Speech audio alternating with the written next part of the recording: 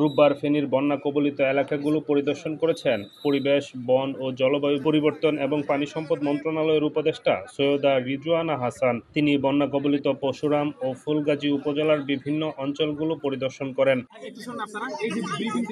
এছাড়াও পরশুরামের নিজ কালিকাপুরে ভারত সীমান্তের সেই ধ্বংসাত্মক বাঁধের ভাঙা অংশ সরেজমিনে দেখতে যান ও স্থানীয়দের সঙ্গে মতবিনিময় করেন। এ সময় তিনি বলেন, মানবিক দিক থেকে হলেও বেড়িবাঁধের স্থায়ী সমাধানের জন্য দুই দেশকে সিদ্ধান্ত নিতে হবে এবং সরকারি পর্যায়ে যদি পূর্বে কোনো নীরবতা থাকে তাহলে সেই দিনটি শেষ।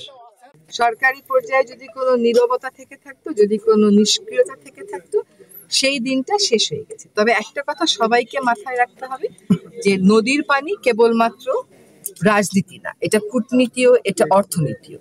কাজে আমরা আমাদের মানুষের কথা, আমাদের মানুষের দুর্ভোগ, আমাদের মানুষের প্রত্যাশা, তাদের চাহিদা অনুযায়ী জানি উজানের দেশগুলোর সাথে কথা বলতে পারি, সেটা বুঝতেই কিন্তু আমার আজকে আসা। আমি তো পত্রপত্রিকা এগুলো সবই পড়ে ফেলছি, কিন্তু আসলে আমার পানি উন্নয়ন বোর্ড কোথায় কোন কাজটা তাড়াতাড়ি তার শুরু করা উচিত, জনগণের সেখানে মতামতটা কি, এইটা বুঝতেই আমি আজকে এসছি। আর উজানের দেশের সাথে, ভাটির দেশের ভারতের সাথে আমাদের এই সমস্যা কেবলমাত্র যে এই নদীর কেন্দ্রিক তা না, এটা কিন্তু প্রায় সকল নদী কেন্দ্রিক। আমরা গঙ্গা ছাড়া আর কোনো নদীর ক্ষেত্রে, ফেনীর ক্ষেত্রে করতে পেরেছি, কিন্তু আর কোনো নদীর ক্ষেত্রে কিন্তু আমাদের বলে 54 বা 57টা অভিন্ন নদী এখনো পর্যন্ত চুক্তি স্বাক্ষর করতে পারিনি, এমনকি তিস্তা নিয়েও পারিনি।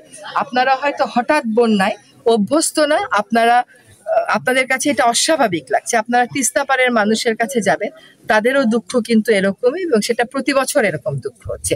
এটা তো প্রতি বছর চলতে পারে না। আমাদের সরকারের সর্বোচ্চ পর্যায় থেকে বলা হয়েছে যে আর কিছু না হোক, অন্তত মানবিক কারণে দুইটা দেশকে এক জায়গায় এসে এই নদীর পানি ব্যবস্থাপনা এবং দুর্যোগ ব্যবস্থাপনার বিষয়ে সিদ্ধান্ত নিতে হবে। আজকে 53 বছর হয়ে গেল আমরা তিস্তা নদীর চুক্তি স্বাক্ষর করতে পারিনি। চুক্তি যদি পানি ভাগাভাগির স্বাক্ষর হয়, পরে হয়, কম হয়, সেটা আরেক বিবাদ, কিন্তু আমার দেশের মানুষকে তো আগে বাঁচাতে হবে। সেই দাবিটা তো প্রতিবেশী রাষ্ট্র কখনো অস্বীকার করতে পারে না। সেই জায়গাতে আমরা কোন তথ্যগুলো চাইবো, কিভাবে আলোচনা শুরু করব, আমাদের মোটামুটি একটা রূপরেখা প্রস্তুত করেছি। আপনাদের সাথে আজকে কথা বলে ওটা চূড়ান্ত করব। আমরা ভালোভাবে বেচতে চাই, আমরা ভালোভাবে বেচতে চাই। আমরা